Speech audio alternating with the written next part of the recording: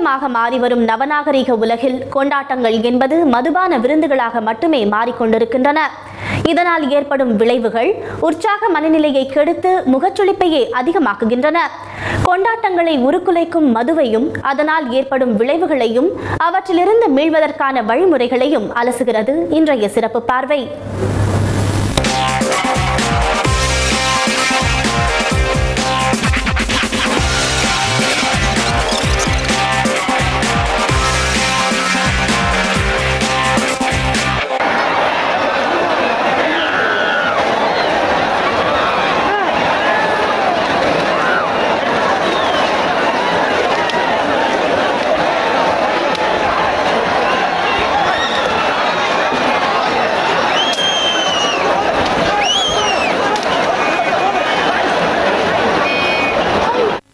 எதற்காக இந்த தடியடி? ஏன் இந்த அதிரடி தாக்குதல்?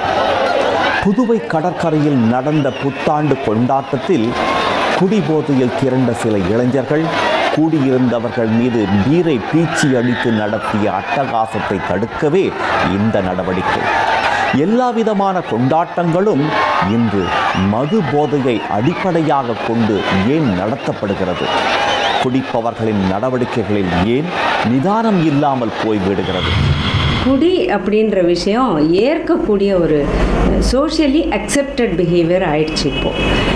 அது தவிர பண்டிகை காலங்கள், புத்தாண்டு இந்த மாதிரி நேரத்தில் குடியும் இருந்தால் தான் சந்தோஷம் அதிகமாக இருக்கும் அப்படின்ற ஒரு எண்ணம் மக்களிடையே இருக்கிறதுனால எந்த ஒரு ஃபெஸ்டிவல்னாலும் கொண்டாட்டம்னாலும் நிச்சயமாக அங்கே குடி வந்துடுதுன்றதை நம்ம பார்க்குறோம். பலரும் கொண்டாட்டத்தில் அந்த சந்தோஷத்தில் அதிகமாக குடிச்சிடுறாங்க. அப்படி குடிக்கிறப்போ ஒவ்வொரு முறை குடிக்கிறப்போவுமே நரம்பு மண்டலத்தில் ஒரு பாதிப்பு ஏற்பட்டு அதனால அவங்க நடத்தையில் மாற்றங்கள் வரும். அடித்து விரட்டும் போலீசாரும் மனிதர்கள்தான் என்பதை பலரும் மறந்து விடுகின்றனர். நேரம் காலம் இல்லாமல் எந்த ஒரு நல்ல நாளையும் கொண்டாட முடியாத அவஸ்தையான பணியில் சிக்கி தவிப்பவர்கள் அவர்கள். வருடத்தின் முதல் நாளை உற்சாகமாக வரவேற்க திரளும் யாரையும் அடித்து விரட்ட வேண்டும் என்று தாங்கள் நினைப்பதில்லை என்று கூறும் அவர்கள் வரம்பு மீறி நடப்பவர்களை காப்பாற்ற வேண்டிய பொறுப்பினால் இப்படி நடந்து கொள்ள வேண்டியிருப்பதாக ஆதங்கப்படுகின்றனர்.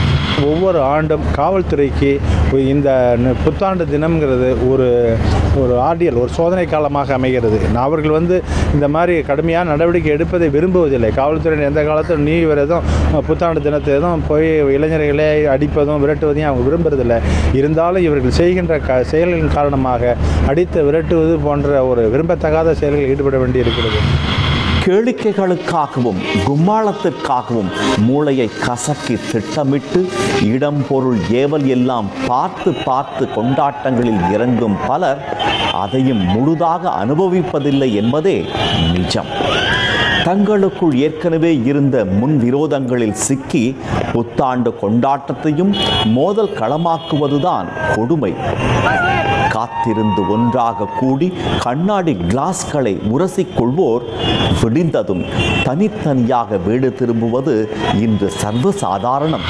அவங்களுக்குள்ளே வர சண்டை சச்சரவு ஏற்படுறது, இதெல்லாம் முன்விரோதம், அதிகப்படியான விரோதங்கள் ஏற்பட்டு தான் இங்கேருந்து போகும்போது அவங்களுக்குள்ளே குரூப்பாக எப்படி குரூப்பாக வந்தாங்களோ, ஆனால் அந்தமாதிரி குரூப்பாக போகாமல் அவங்களுக்குள்ளே அடித்து சண்டை போட்டுக்கிட்டு போலீஸ் ஸ்டேஷனில் போய் பஞ்சாயத்துலாம் வச்சு தீர்த்து அதில் ஒரு சில பேர் கடலில் விழுந்து செத்து போனவங்க, அதிக மது குடிச்சு ஒத்த அடிச்சுட்டவங்க, இப்படி தான் இறந்து இதுமாரி ஒரு துயரமான சம்பவத்தோடு தான் திரும்பி அவங்க வீட்டுக்கு போகிறாங்க.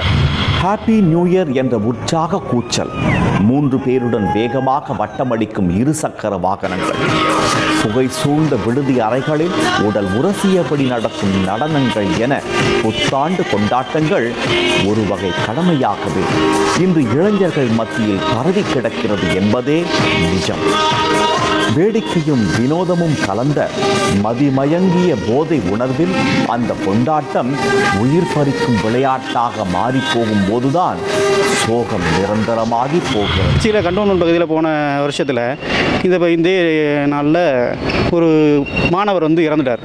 அது இந்த போதையினாலையும் வன்முறையினாலையும் நடந்தது தான். இது மாதிரி உயிரிழப்புலாம் நடக்கிறப்ப ரொம்ப இந்த புத்தாண்டு தினம் ஏன் கொண்டாடுறோமோ அப்படின்றலாம் இருக்கும். அதனால் இதை குறைச்சிக்கிட்டு மதுவை குறைச்சிக்கிட்டு உணர்ச்சியை கட்டுப்பாடாக வச்சுக்கிட்டு புது வருஷத்தை புது வருஷமாக கொண்டாடினா குடும்பத்துக்கும் நல்லாயிருக்கும், இளைஞருக்கும் நலந்துடும். புத்தாண்டு கொண்டாட்டத்தில் பொங்கி ஆறாக பாயும் மதுவினால் இன்று பாலியல் பலாத்கார சம்பவங்களும் அதிகரிக்க துவங்கியிருப்பது மற்றொரு அதிர்வைக்கும் அம்சம். மனிதத்தையும் குடும்ப உறவுகளையும் சமூக பிணைப்புகளையும் அறுத்தெறியும் போதை கொண்டாட்டங்களை சீர்திருத்த முற்போக்கு சிந்தனை கொண்ட அமைப்புகள் களம் இறங்கினாலும் பொதுமக்களும் அக்கறை காட்ட வேண்டும் என்பது சமூக ஆர்வலர்களின் எதிர்பார்ப்பு. இந்த சீரழிவை நோக்கி போவதற்கு இது ஒரு பெண்கள் அமைப்போ ஒரு தொழிற்சங்கமோ ஒரு குறிப்பிட்ட அமைப்புகள் மட்டும் இதுக்கான தீர்வை செய்ய முடியாது.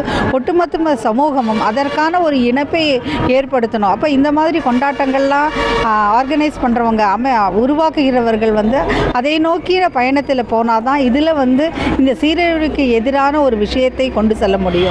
புத்தாண்டு கொண்டாட்டத்தையும் அவற்றில் கூச்சலிடும் போதை இளைஞர்களையும் உளவியல் நிபுணர்கள் வேறு விதமாக பார்க்கிறார்கள்.